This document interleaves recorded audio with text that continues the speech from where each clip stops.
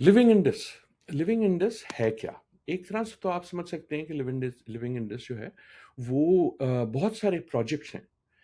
उनका एक मुरक्का है, उनकी एक कलेक्शन है प्रोजेक्ट्स की, जिनका मकसद ये है कि दरियाए सिंध और इंडस बेसिन जो है, जो ग्रेटर इंडस बेसिन है, जिसमें पाकिस्तान है, उसकी हयात को यकीनी बनाए, उसकी क्वालिटी को, उसकी सेहत को यकीनी बनाए।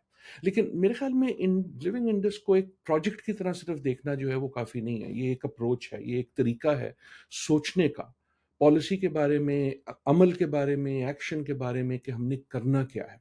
कि ये जो एक इंडस बेसिन है, दरियाए सिंध का, इसने हमें, हम जो लोग इस पे रहते हैं पाकिस्तान में, इसने हमें हयात बख्शी है कम से कम 5,000 साल से। अगर हम यहाँ मौजूद हैं तो इस दरिया के सिस्टम की वजह से मौजूद है। और अब सवाल ये है कि खसूसन क्लाइमेट चेंज की दुनिया में क्या हम ये गारंटी कर सकते हैं कि अगले 100 साल तक भी या 50 साल तक भी ये जो दरिया का सिस्टम है, इसकी हयात जो है, इसकी बका जो है, क्या हम उसको गारंटी कर सकते हैं? ये अप्रोच का ये बेसिस है लिविंग इंडस का।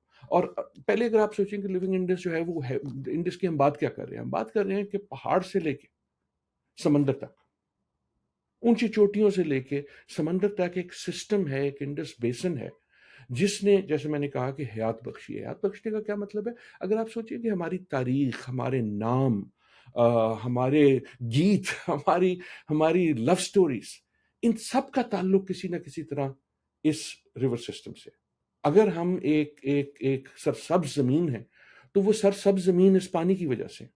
आज जो है, जिसको हम पाकिस्तान कहते हैं, अगर आप उसके बारे में सोचें तो तकरीबन 90% पाकिस्तानी, 90% पाकिस्तान की आबादी जो है वो इस इंडस बेसिन पे। तकरीबन 80 से ज़्यादा 85% के करीब जो आपकी इकोनॉमी है, आपकी मईशत जो है, वो इस इंडस बेसिन पे है।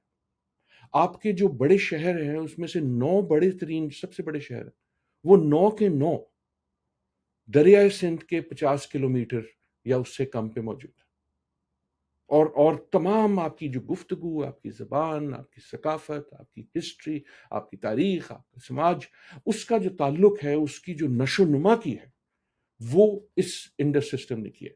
अब सवाल ये है कि क्या हम अपनी हरकतों से क्लाइमेट चेंज के दौर में ख़ुसूसन, लेकिन दूसरे मसाइल में भी, हम इसकी बका को, इसकी हयात को ख़तरे में डाल रहे हैं। और अगर डाल रहे हैं, तो वो कौन सी ऐसी चीज़ें हैं, बहुत सारी ऐसे प्रोजेक्ट्स हैं जो हमें करने पड़ेंगे, एक एक करके, चाहे इस वक्त आप ये करें चाहे वो करें, ताकि इसकी लॉन्ग टर्म बका, इसकी सस्टेनेबिलिटी, इसकी सस्टेनेबल डेवलपमेंट को हम यकीनी बना सकें। मसलन आप चाहे उसका ताल्लुक हो पानी की मकदार से, चाहे उसका ताल्लुक हो पानी की क्वालिटी से, उसके अंदर पोल्यूशन से, चाहे उसका ताल्लुक हो जो जेर ज़मीन अंडरग्राउंड वाटर है उसकी बका से, चाहे उसका ताल्लुक हो उन शहरों से कि जो दरियाए सिंध के बेसिन पे हैं, जिनका फुजला, जिनका प्लास्टिक वेस्ट इस दरिया में जा रहा है, चाहे उसका ताल्लुक उन स्पीसी से हो, भुल्लण जिसे इंडस ब्लाइंड डॉल्फिन कहते हैं, जिनका ये घर है, ये सिर्फ हमारा घर नहीं है, ये उन परिंदों का भी घर है, ये उन मछलियों का भी घर है, ये उन झींगों का भी घर है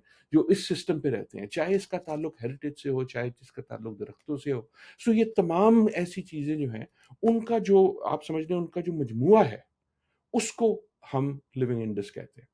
इसमें से कुछ काम हुकूमत को करने होंगे, कुछ काम सिविल सोसाइटी करेगी, वी होप बहुत से काम हम खुद बहैसियत अफराद करेंगे। लेकिन सवाल ये है कि जिस दरिया के सिस्टम ने हमें हयात बख्शी है 5,000 साल, अब हमारा ये फर्ज है कि हम उसकी बका के लिए कुछ करें। That is living Indus.